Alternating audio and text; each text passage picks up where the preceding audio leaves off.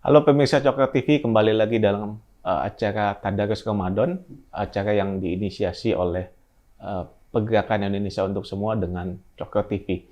Untuk kesempatan kali ini, saya akan mewawancarai tokoh yang tentu saja pemirsa Cokro TV sudah mengenalnya, dan beliau juga host di salah satu program di Cokro TV, yaitu Mas Denny Siregar. Assalamualaikum Mas Denny. Waalaikumsalam warahmatullahi wabarakatuh, Irwan. Mas Denny, kita ketemu dalam program Tadarus Ramadan dan kita pengen ngobrol tentang hal-hal yang terkait dengan agama gitu, Mas Denny. Ya. Saya mulai ya, Mas Denny ya. Oke, siap. Jadi Mas Denny, saya tuh sebelum kenal Mas Denny sebagai influencer dan kemudian menjadi salah satu host di Cokro TV, itu saya sering banget dapat kiriman tulisan-tulisan Mas Denny. Ya. Yang temanya tuh seputar keislaman, spiritualitas, tasawuf, dan sejenisnya lah ya. Ya. Dan kemudian saya juga dapat informasi bahwa Mas Denny itu pernah menulis buku yang judulnya Tuhan dalam Secangkir Kopi. Ya. Dua buku sebenarnya. Dua buku ya? Tuhan dalam Secangkir Kopi dengan Bukan Manusia Angka. Itu dua buku spiritual. Oke, itu kan spiritualitas ya? Ya. Yang saya penasaran, di usia semuda itu ngomongin spiritualitas itu penyebabnya apa dan sejak kapan sebetulnya, Mas? Ya, mungkin sama dengan tahapan banyak orang ya, ketika mempelajari yang namanya agama.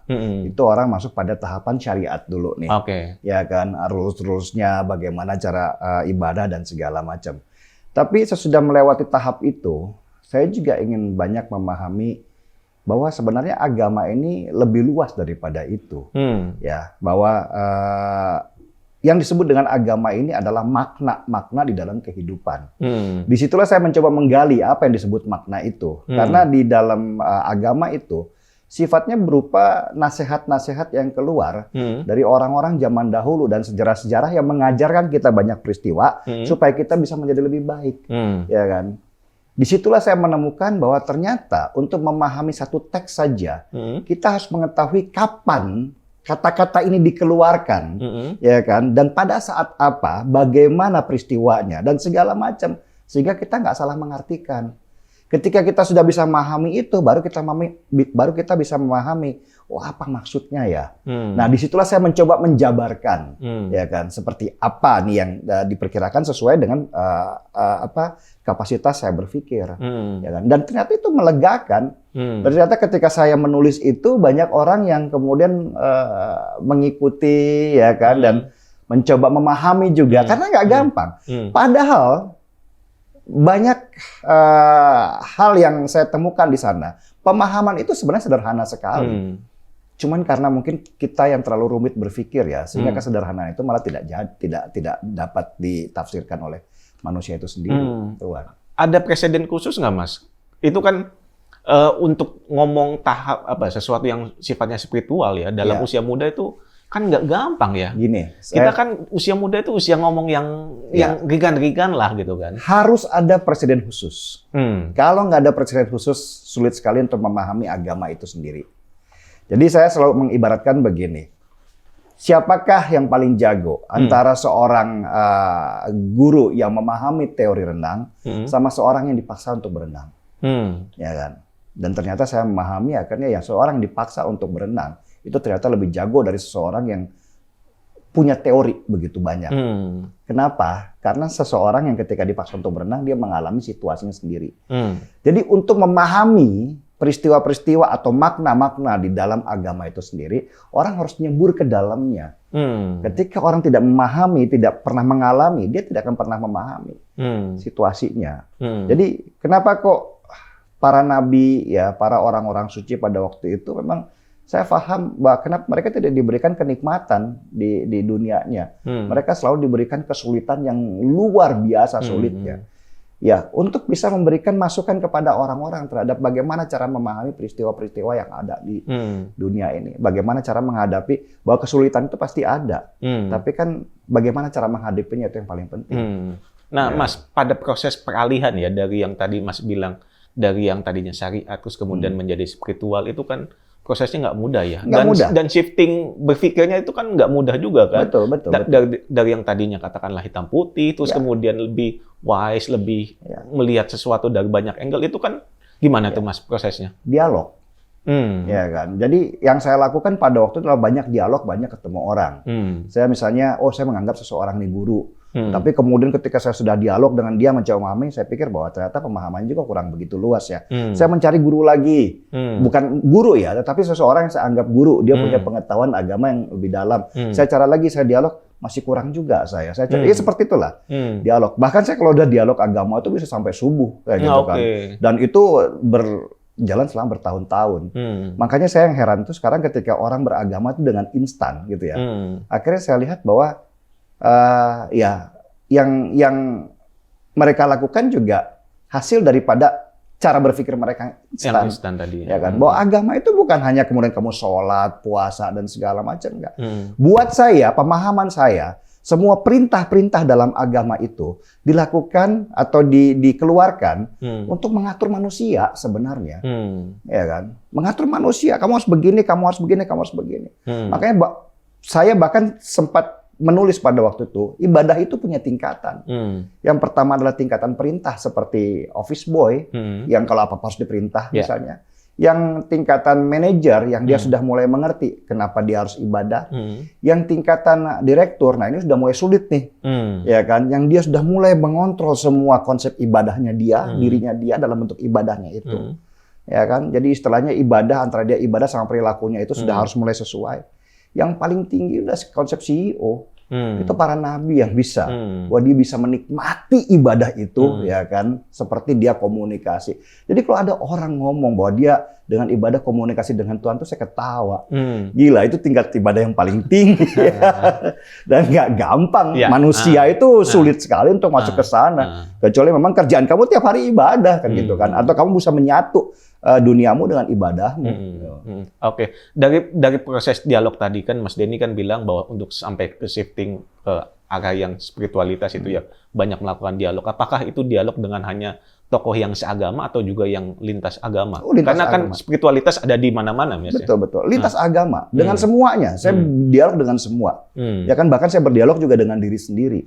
Ya kan. Jadi buat saya sebenarnya saya coba sederhanakan ya, agama itu apa ya. Jadi kenapa Islam, Kristen, Buddha. Saya anggap ini agama itu adalah manual book. Ya kan, manual book yang harus dipelajari oleh orang-orang, ya kan. Dan siapa yang bisa menafsirkan manual book atau teksnya itu biasanya adalah para pemuka-pemuka agama gitu. Jadi kalau ada orang bilang, misalnya saya ngomong, wah Kristen itu tersesat kan gitu kan, itu buat saya aneh kalau ada orang ngomong begitu. Kenapa? Karena konsep tersesat itu sebenarnya adalah ketika orang mempelajari manual book, di sana dia sudah diberikan kompas dan dia membantah daripada apa yang sudah dia pelajari dan dia tersesat di jalannya. Itu yang disebut konsep tersesat. Bukan kemudian dia bilang kepada orang yang punya manual book lain, dia punya petunjuk lain, dia bilang orang itu tersesat. Tersesat selalu di jalannya sendiri. Kompas sudah menunjuk ke arah selatan, tapi dia tetap jalan ke barat. Itu namanya dia tersesat. Tapi bahwa kompas orang lain menunjuk ke barat, dan orang itu jalan ke barat, ya itu kan sudah merupakan kompasnya orang lain. Kita nggak bisa bilangnya seperti itu. Jadi saya bilang bahwa kita itu masing-masing punya manual book, dan kita harus menghormati manual book itu masing-masing. Itulah yang disebut agamaku, agamamu, agamamu. Ya kan, jangan kemudian kita menyerah manual book orang lain. Ya kan. Nah, ini yang kemudian kan menjadi buah dari spiritualitas tadi, yaitu menghargai keberagaman, menghargai pandangan atau agama orang lain gitu Mas ya. Apa sih kita istimewanya sih Wan? Ya kan nggak ada, kita itu semua dari sperma kok dan berakhir dari tanah. Kita ini hina sama-sama kok. Apa yang membuat kita menjadi lebih istimewa dari orang lain? Kan nggak ada. Karena itulah saya itu orang yang sangat menentang sistem kasta, ya kan, sistem bahwa orang ini lebih punya keistimewaan dibandingkan orang lain. Nggak ada. Kita ini sama-sama hinanya kok. Sama-sama berasal dari sesuatu yang hina dan kembali kepada sesuatu yang hina juga. Terus yang lu banggakan apa? Agama. Nggak ada. Oke. Ini mungkin pertanyaan terakhir Mas. Kan Mas Denny tuh di video-video Coker tuh lebih sering ngomong tentang sosial politik ya. Terus kemudian di tulisan yang lain juga. Tulisan spiritualitas masih terus ditulis atau di-keep dulu sementara ini karena perjuangan Iya, dalam itu kondisi betul, saat itu ini. betul. Dulu saya sering banget nulis spiritual, ya kan, sampai saya menjadi orang egois, ya kan. Saya mencoba menulis kebaikan tanpa pernah mencoba mempraktekkan kebaikan itu sendiri, ya kan. Ketika saya masuk politik itu sebenarnya bukan karena saya suka politik. Sampai sekarang saya nggak suka politik. Kalau saya suka politik berarti saya sudah masuk politik sekarang. Enggak. Saya itu sebenarnya hanya tujuan saya untuk berbicara tentang sosiopolitik seperti ini adalah karena di barisan sana ada orang-orang yang sangat mungkin untuk membuat negara ini hancur dan terpecah belah, kan begitu. Saya nggak penting sebenarnya seorang Jokowi, seorang Prabowo, seorang enggak. Ya kan, saya lebih senang membaca karakter-karakter mereka saja. Tapi buat saya adalah ada hal yang harus saya lakukan untuk membendung kelompok-kelompok ini supaya mereka jangan membesar dan menjadikan negeri ini hancur. Itu aja sih sebenarnya.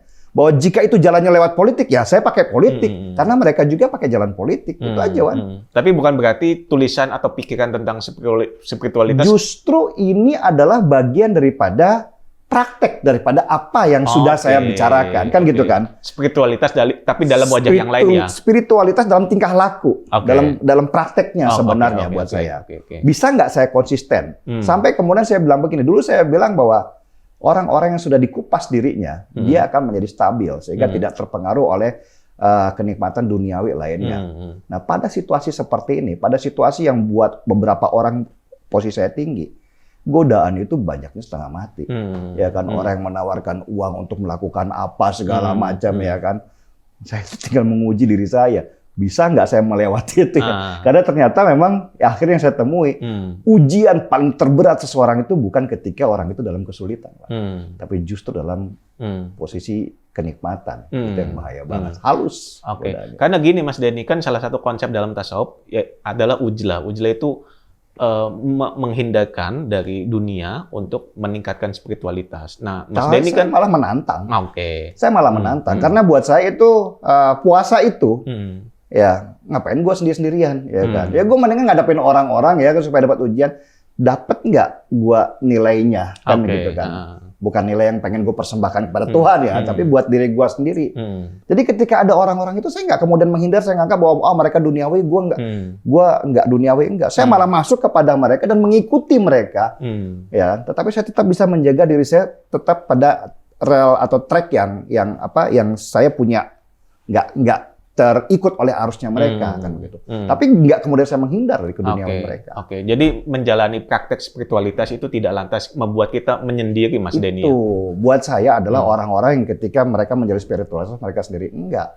Buat saya spiritualitas itu adalah fungsi sebenarnya. Ya kan? Jadi kenapa sih Irwan dilahirkan di dunia? Kenapa sih Denny Siregar dilahirkan di dunia kan gitu kan? Ya, supaya berfungsi kepada manusia lain. Itu aja sih sebenarnya. Ya toh. Nah, mampu nggak kita menjalankan fungsi? Atau kita hanya diam sendiri, merenung sendiri, dan egois terhadap diri sendiri? Ketika ada sesuatu, kita nggak mau melakukan apa-apa karena, maaf, kita lagi sibuk merenung nih. Ya kan? Buat saya itu adalah egoisme, kesombongan sebenarnya. So, jalankan fungsi. Spiritualitas itu adalah fungsi. Jadi spiritualitas itu ada di tengah masyarakat ya, menurut Mas Denny. Terima kasih Mas Denny. Thank you, Wan. Terima kasih pemirsa Cokro TV untuk program Tadabbur Ramadan ini, obrolan yang sangat mencerahkan dengan Mas Denny, tapi jangan berhenti sampai sini karena di episode selanjutnya kita masih tetap bicara dengan Mas Denny. Tapi untuk episode kali ini kita akhiri dulu. Assalamualaikum warahmatullahi wabarakatuh.